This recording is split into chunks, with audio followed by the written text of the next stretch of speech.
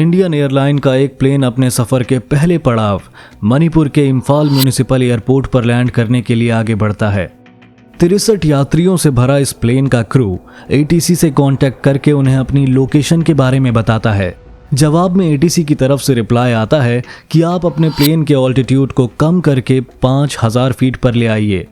इस पर पायलट कहते हैं कि कुछ देर में प्लेन को इस ऑल्टीट्यूड पर लाकर वो एटीसी से दोबारा कांटेक्ट करेंगे, लेकिन इस कन्वर्सेशन के होने के बाद क्रू की तरफ से एटीसी को कोई कॉल नहीं किया जाता।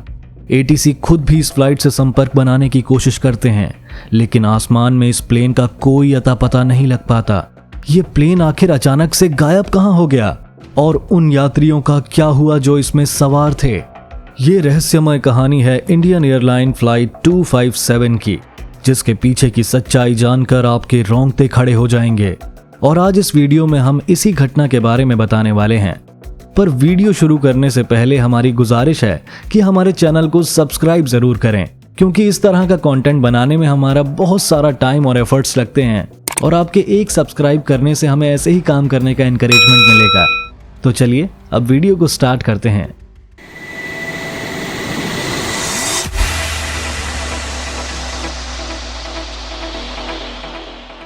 सोलह अगस्त 1991 का वो दिन कोलकाता के नेताजी सुभाष चंद्र बोस इंटरनेशनल एयरपोर्ट पर सुबह के समय एक प्लेन उड़ान भरने के लिए तैयार हो रहा होता है। उस समय एयरपोर्ट को कोलकाता एयरपोर्ट कहा जाता था, जबकि नेताजी सुभाष चंद्र बोस ये नाम इसे 1995 में दिया गया। इंडियन एयरलाइन की इस फ्लाइट 257 को कोलकाता से मणिपुर के इम्फाल म्यूनिसिपल एयरपोर्ट पर रुकते हुए अपनी फाइनल डेस्टिनेशन नागालैंड के दीमापुर एयरपोर्ट पहुंचना था। इस फ्लाइट में बोइंग 737-2AB प्लेन का इस्तेमाल किया जाना था, जो 1977 में इंडियन एयरलाइन को अपनी सेवाएं दे रहा था। और इस फ्लाइट में शामिल होने तक इस प्लेन में कोई भी गड़बड़ी या खराबी नहीं देखी गई थी। प्लेन में सभी 63 यात्री समय पर सवार हो जाते हैं, जिनमें मणिपुर के पूर्व डेप्यूटी चीफ मिनिस्टर इरीन बांग टोमपोक और पूर्व शिक्षा मंत्री कीशम बीरा भी शामिल थे। इस फ्लाइट की कमान 37 साल के कैप्टन शेखर हेल्दार के कंधों पर थी, जिनके पास 3783 घंटों का फ्लाइंग एक्सपीरियंस था और इसमें 2369 घंटों का एक्सपीरियंस उन्होंने बोइंग 737 को उड़ाते हुए हासिल किया था। कॉकपिट में उनका साथ देने के लिए एज अ को पायलट 26 साल के एकदम यंग और नए पायलट कैप्टन रॉय चौधरी भी मौजूद थे, जिनके पास 1647 घंटों का फ्लाइंग एक्सपीरियंस था। कैप्टन और को पायलट के अलावा इस प्लेन में 63 पैसेंजर्स के साथ 4 क्रू मेंबर्स भी सवार होते हैं।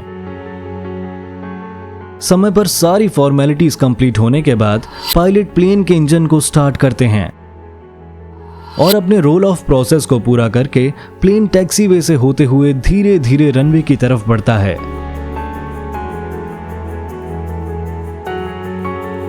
और अपने सभी प्री फ्लाइट चेक्स कंप्लीट करके सुबह के लगभग 11:54 पर फ्लाइट 257 कोलकाता एयरपोर्ट से अपनी उड़ान भरती है।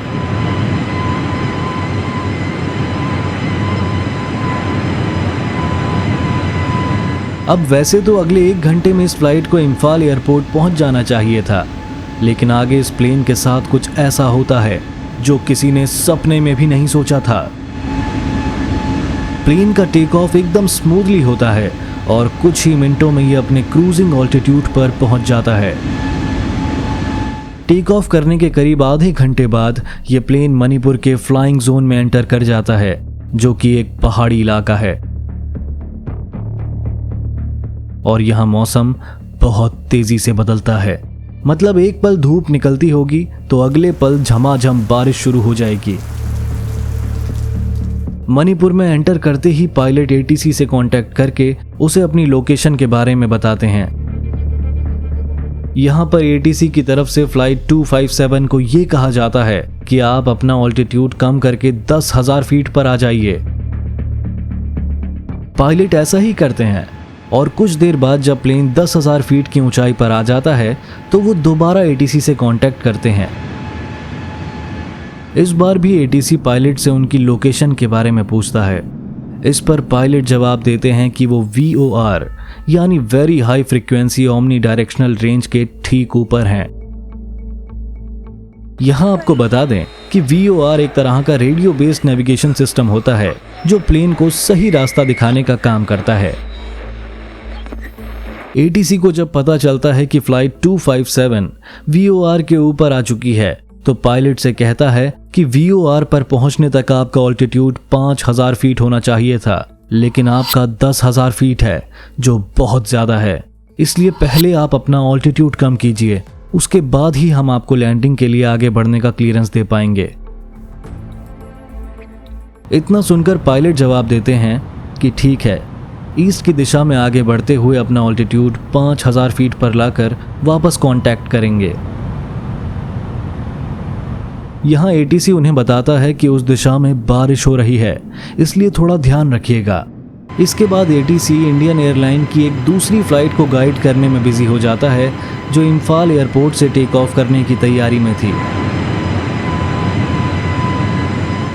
इस फ्लाइट को टेक ऑफ कराने के बाद ATC को फ्लाइट 257 का ख्याल आता है जिसे अब तक 5000 फीट के ऑल्टीट्यूड पर पहुंच जाना चाहिए था। ATC की तरफ से फ्लाइट 257 के साथ संपर्क बनाने की कोशिश की जाती है, लेकिन सामने से उसे कोई जवाब नहीं मिलता।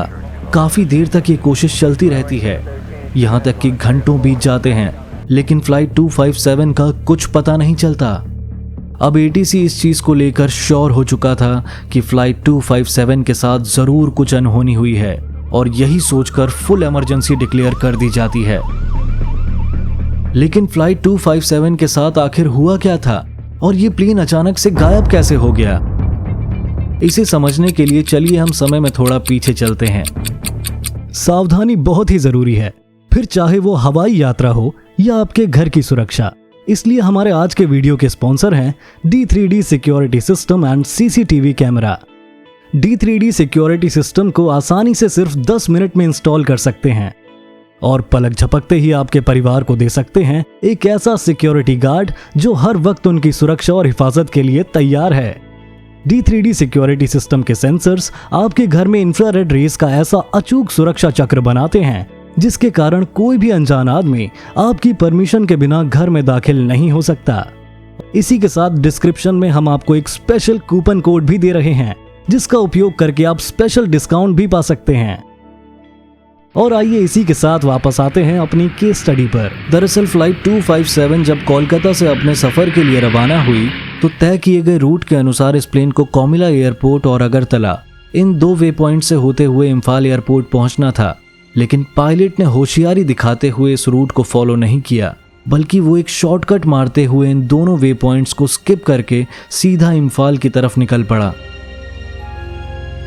इतना ही नहीं, अपनी होशियारी को छिपाने के लिए उन्होंने ATC से झूठ भी बोला कि वो अगरतला के ऊपर से गुजर रहे हैं, जबकि प्लेन उस दिशा में गया ही नहीं था।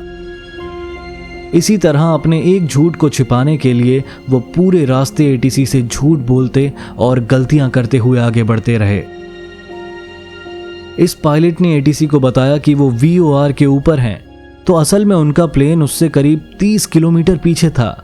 अब ATC को लगा कि प्लेन एयरपोर्ट के बिल्कुल नजदीक पहुंच गया है और उसका ऑल्टीट्यूड काफी ज्यादा है, इसलिए उसने गो अराउंड यानी एयरपोर्ट का एक गोल चक्कर लगाते हुए प्लेन को 5000 फीट के ऑल्टीट्यूड पर लाने के लिए कहा।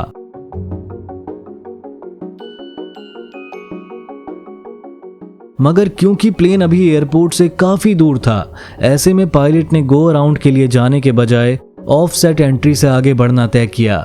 बता दें कि ऑफसेट एंट्री एक तरह का होल्डिंग पैटर्न होता है जिसमें प्लेन स्क्रीन पर दिखाई दे रही शेप में चक्कर लगाकर अपने ऑल्टीट्यूड को कम करते हुए रनवे की तरफ बढ़ता है।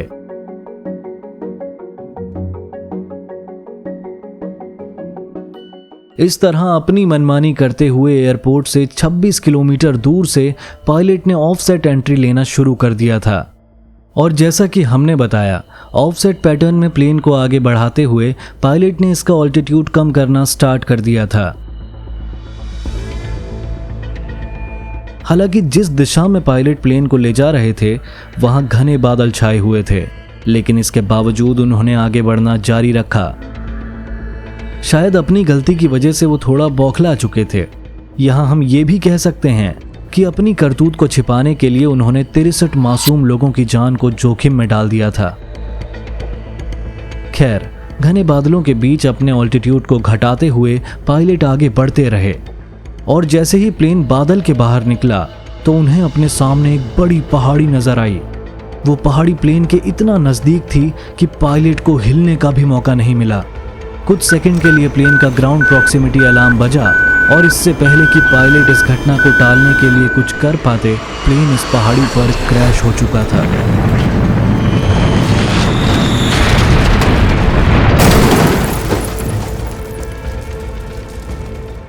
ATC को भी इस बात का अंदाजा हो गया था कि शायद फ्लाइट 257 क्रैश हो गई है, लेकिन कहां पर हुई है, ये अभी भी बड़ा सवाल था। असल में सभी खोजी दल प्लेन को इसके ओरिजिनल रूट के आसपास की जगहों पर ढूंढ रहे थे, पर यह प्लेन तो उस रूट से गया ही नहीं था, इसलिए इसे ढूंढने में काफी समय लग गया। आखिरकार सर्च टीम इस प्लेन को ढूंढते ढूंढते एक गांव में पहुंची, जहां के लोगों ने बताया कि तेंजीन हिल में एक प्लेन क्रैश हुआ है। ये खबर मिलते ही टीम उस पहाड़ी की तरफ निकल पड़ी, जहां कुछ घंटों पहले उन्हें फ्लाइट 257 का मलबा पड़ा हुआ मिला। आपको बता दें कि इस पहाड़ी की ऊंचाई 7000 फीट के करीब है, लेकिन फ्लाइट 257 6700 किलोमीटर की ऊंचाई पर क्रैश हुई थी। इतनी ऊंची पहाड़ी और मूसलाधार बारिश के चलते सर्च टीम को क्रैश साइट तक पहुंचने में देर रात का समय हो गया और लोकेशन पर पहुंचकर जब मलबे की छानबीन की गई तो पता चला कि इस हादसे में प्लेन के अंदर सवार सभी 69 लोगों ने अपनी जान गंवा दी थी। इन लोगों की डेड बॉडीज को पहाड़ी से नीचे लाने में 4 दिन का समय लग गया था। खैर, प्लेन का मलबा मिलने के बाद इस हादसे की इन्वेस्टिगेशन शुरू हुई, जिसकी तह तक पहुंचना काफी ज्यादा मुश्किल था, क्योंकि इस प्लेन के दोनों ब्लैक बॉक्स नष्ट हो गए थे, जिनमें कोई भी डेटा नहीं मिल पाया। लेकिन कॉकपिट वॉइस रिकॉर्डर और फ्लाइट डेटा रिकॉर्डर से time, altitude, heading, air speed और वर्टिकल एक्सेलरेशन, इन 5 पैरामीटर्स का डेटा इन्वेस्टिगेशन के हाथ में आ गया और इसी डेटा से अंदाजा लगाया गया कि यह हादसा कैसे कैसे हुआ होगा। कुल मिलाकर इस हादसे के होने की मुख्य वजह पायलट्स द्वारा उनकी मनमानी करने को माना गया, क्योंकि इम्फाल एयरपोर्ट जिस तरह के पहाड़ी इलाके में मौजूद है, वहां प्लेन के रूट में किसी भी तरह का एक्सपेरिमेंट करना या शॉर्टकट लेना बहुत रिस्की माना जाता है। ऐसे पहाड़ों से भरे इलाकों में जो रूट तय किया जाए उसको अपने प्लेन के सिस्टम में फीड करके ऑटो असिस्टेंस के साथ आगे बढ़ना ही सेफ होता है। लेकिन फ्लाइट 257 के पायलट्स ने ऐसा नहीं किया और वो शॉर्टकट लेने के चक्कर में प्लेन को मैन्युअली आगे बढ़ाने लगे। इससे उन्हें यह अंदाजा ही नहीं हुआ कि प्लेन को कब, कहां और कैसे ऑल्टीट्यूड पर आगे बढ़ाना है, और इन सारी गलतियों की वजह से सभी 69 मासूम लोगों को अपनी जान गंवानी पड़ी।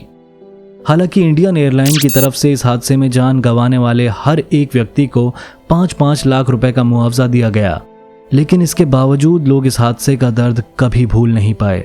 बाकी आपको यह हादसा होने की मुख्य वजह क्या नजर आती है, कमेंट करके जरूर बताएं। तो हमारे आज के इस वीडियो में बस इतना ही। वीडियो को अंत तक देखने के लिए बहुत बहुत धन्यवाद।